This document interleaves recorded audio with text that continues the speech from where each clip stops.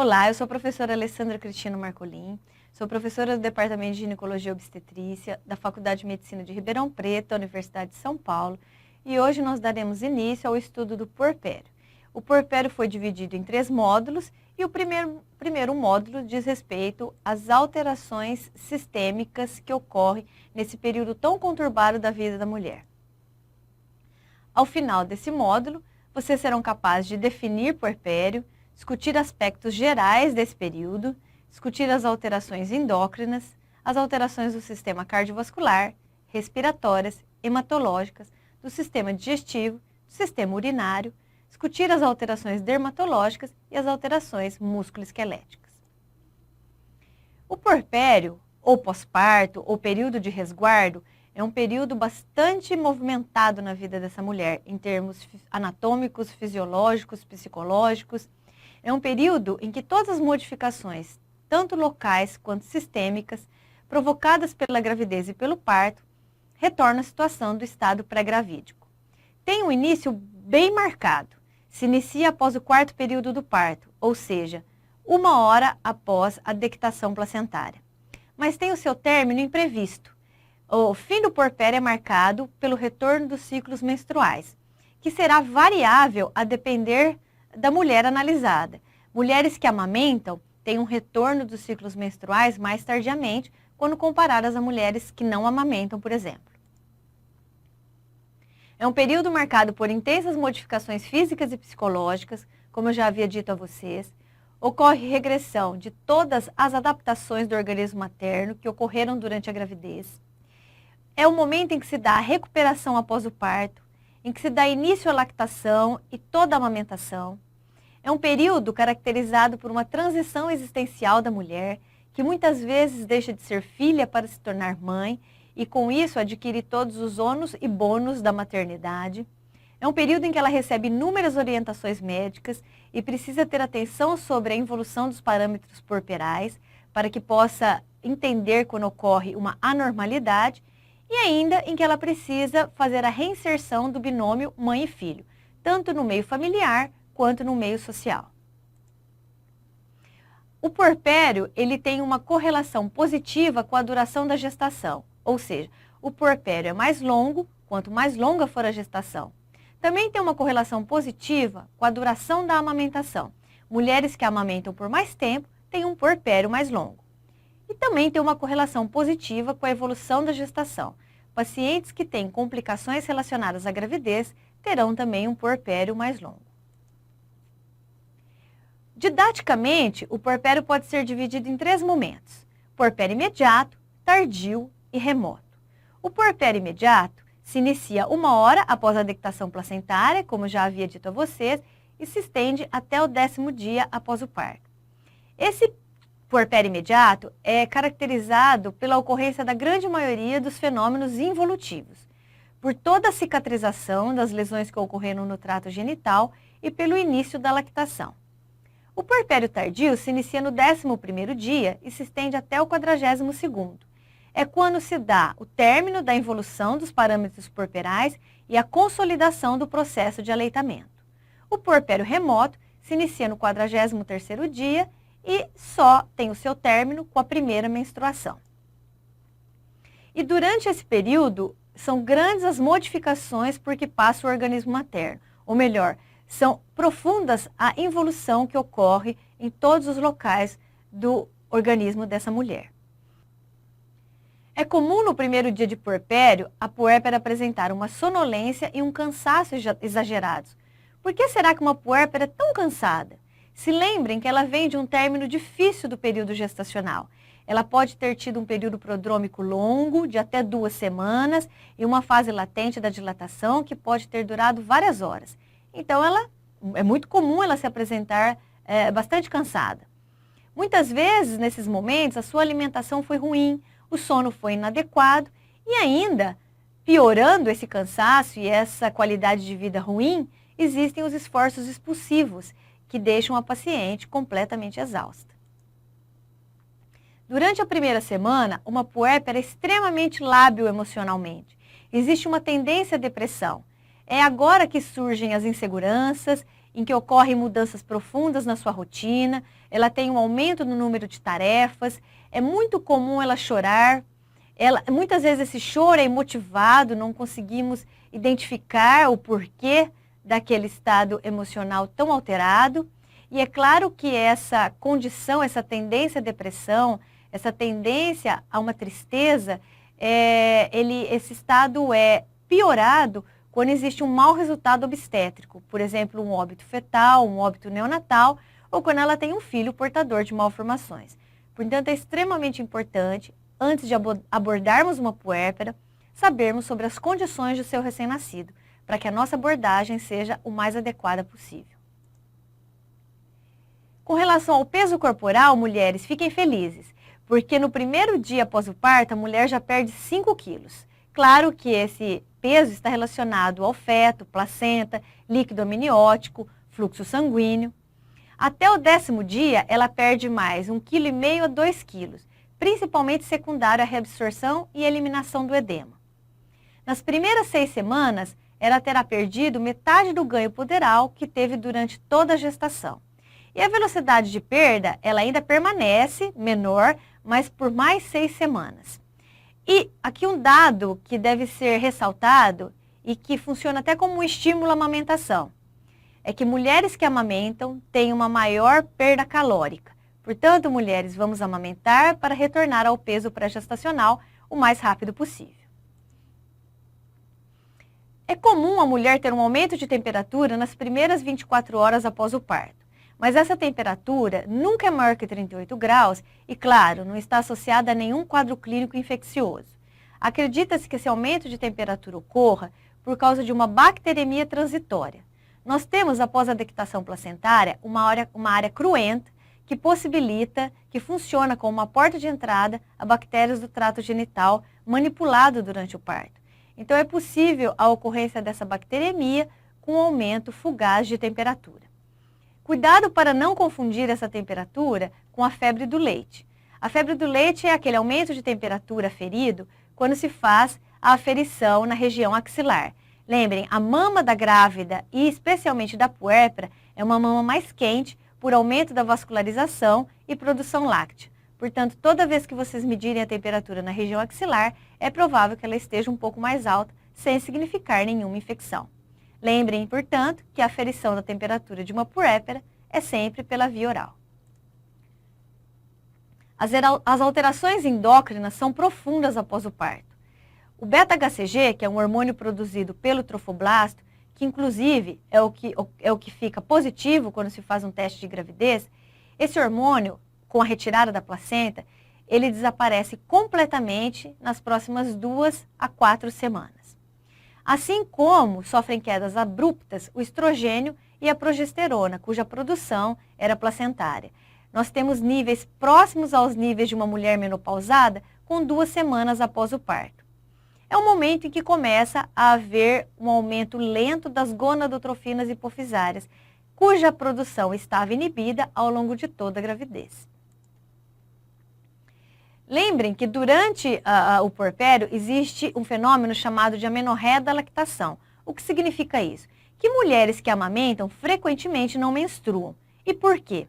Porque quando o recém-nascido suga o complexo areolo-mamilar durante a amamentação, ele estimula terminações nervosas existentes nesse complexo, que enviam estímulos nervosos via nervos torácicos até o hipotálamo materno e hipófise, estimulando a produção de prolactina, mas também inibindo a liberação pulsátil do hormônio liberador de gonadotrofinas, inibindo, portanto, a ovulação nessa mulher.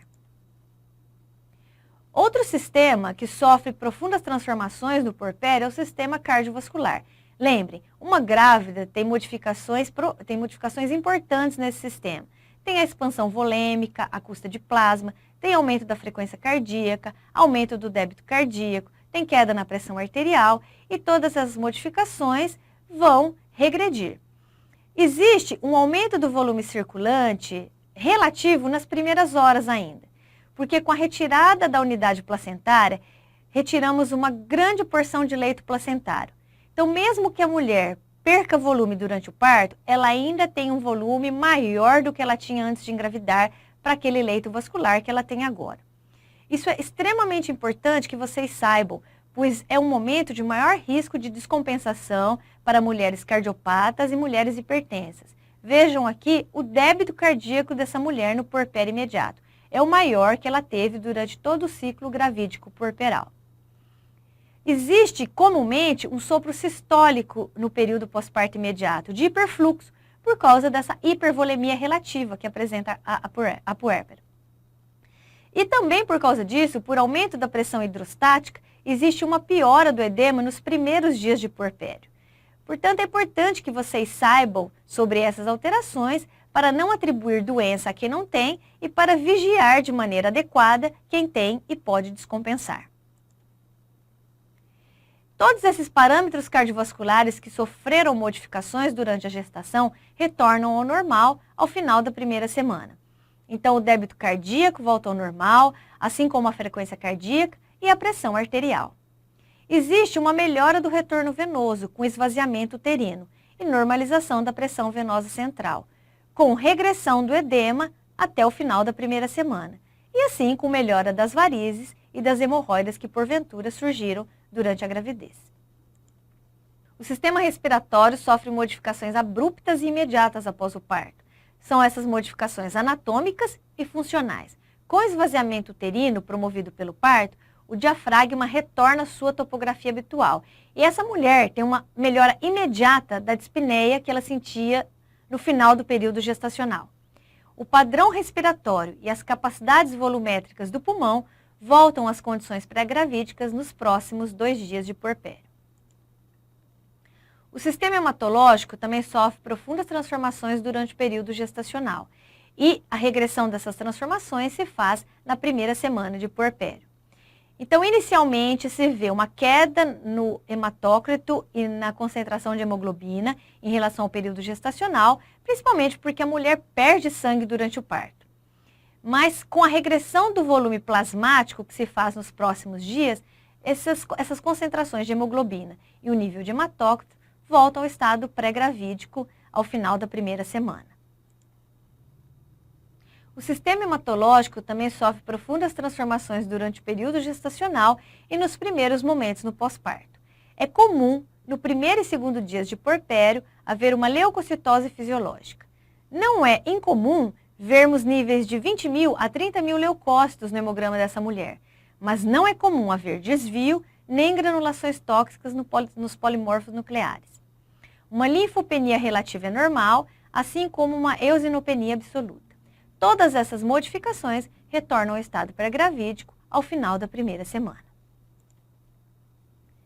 O sistema plaquetário também sofre profundas transformações na gravidez. Durante a gravidez, a mulher tem um estado de hipercoagulabilidade.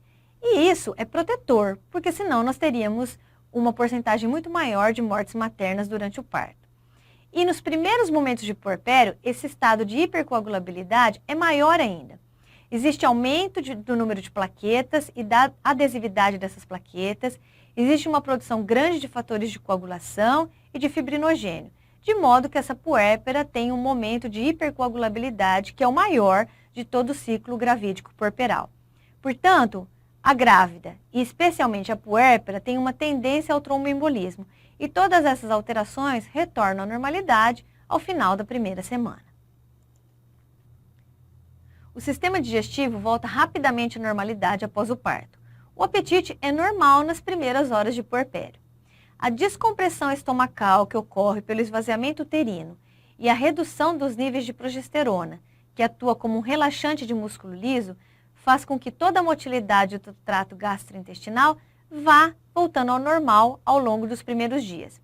O tempo de esvaziamento gástrico se normaliza, fazendo com que a paciente tenha melhora daquela sensação de empachamento que ela tinha no final da gravidez.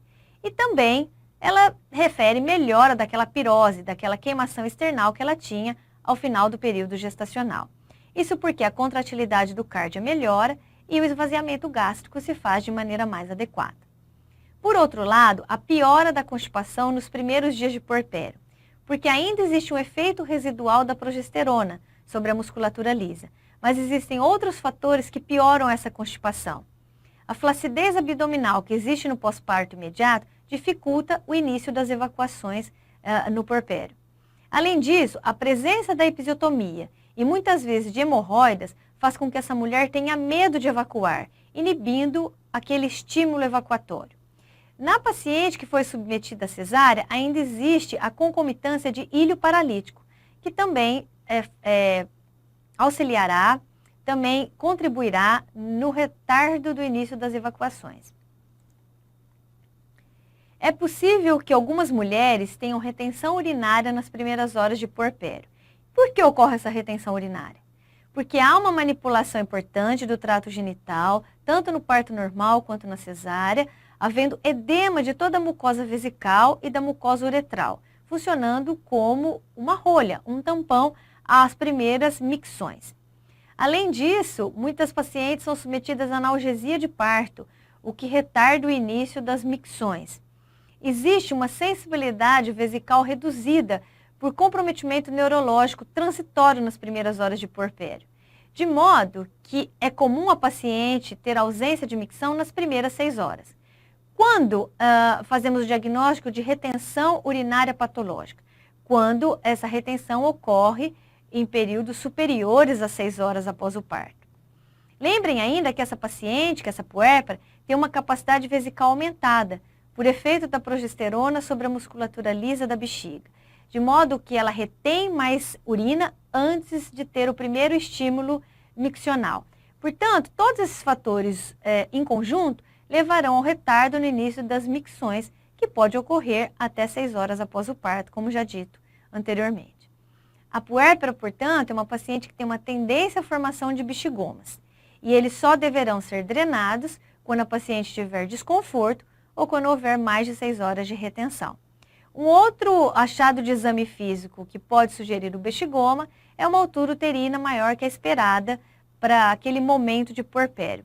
Muitas vezes essa altura uterina, esse útero foi rechaçado para cima devido à formação de um bexigoma. Por outro lado, algumas puérperas podem ter incontinência urinária, e essa incontinência pode ser por lesão neurológica, que pode ser transitória ou permanente, ou muitas vezes ela é secundária ao estabelecimento de fístulas, por lesão anatômica, especialmente em parte cesárea. Então é importante que façamos um exame físico bem detalhado quando existir incontinência urinária no puerpério. As distopias, ou seja, o deslocamento dos órgãos genitais, é muito comum no puerpério e é secundário ao relaxamento do assoalho pélvico, que é transitório. É muito comum a ocorrência de poliúria nessa puérpera nos primeiros dias de puerpério, até o 5º dia. E grande parte dessa poliúria é secundária à reabsorção do edema e sua eliminação. Portanto, essa paciente pode relatar um aumento do volume urinário nos primeiros dias, sem contudo significar uma patologia do trato urinário. É necessário que vocês saibam que um exame de urina tipo 1 solicitado para essa paciente nesse momento deve ser avaliado de maneira bastante criteriosa, porque é muito comum encontrarmos hematúria, leucocitúria, bacteriúria, células epiteliais nessa amostra de urina. E claro que essa alteração no conteúdo da urina é secundária à manipulação desse trato genital. Ou essa paciente foi submetida a um parto vaginal, recebeu inúmeros toques, houve a expulsão fetal, ou ela foi sondada para realizar um parto cesárea, seja por que motivo for, essa urina é comum estar alterada. Então, muitas vezes a nossa abordagem da paciente com uma patologia do trato urinário deverá ser baseada em dados clínicos e não em exames laboratoriais isoladamente. Outro achado que é muito comum nas puérperas é o achado de dilatação dos cálices, das pelves e ureteres dessa paciente. Essas dilatações elas ocorrem por um efeito da progesterona sobre a musculatura lisa do trato genital.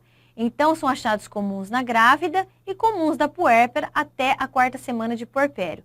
Isso é importante que obstetras tenham esse conhecimento, que clínicos tenham esse conhecimento, mas que radiologistas também tenham esse conhecimento, para que, quando façam a avaliação de um exame de imagem de uma puérpera, saibam que alguns achados podem ser normais, tanto do período gestacional quanto do puerpério. Falemos agora das alterações dermatológicas. É o fantasma de todas as mulheres. sabemos que profundas transformações da pele e de fâneros ocorrem no período gestacional. Então é comum o aparecimento de estrias, principalmente naquelas pacientes que tiveram um ganho de peso excessivo e que têm uma história familiar importante. É comum a gestante ter aumento da pilificação, os pelos se tornam mais evidentes, mais escuros, mais espessos, ela passa a ter pelos em regiões que antes ela não tinha. Ela tem manchas avermelhadas nas palmas das mãos, na face, no abdômen, secundária à vasodilatação periférica, que se faz pelo efeito do estrogênio e da progesterona. Ela tem uma pigmentação maior de alguns locais, como por exemplo a linha negra no abdômen, os cloasmas no rosto, na face dessa mulher, manchas hipercrômicas em outros locais de exposição ao sol. Então são alterações que deixam as grávidas muito tristes, mas grande parte dessas alterações regridem no puerpério. Ocorre desaparecimento do eritema, ocorre desaparecimento da hipertricose, as estrias se tornam mais claras, de menor extensão, ocorre amenização da hiperpigmentação, mas ocorre uma queda de cabelo mais pronunciada nos primeiros meses de puerpério, até o 5º mês de puerpério. Essa queda de cabelo está relacionada à queda dos níveis hormonais. Esse fenômeno é chamado nos livros, vocês podem encontrar isso nas publicações, como eflúvio telógeno.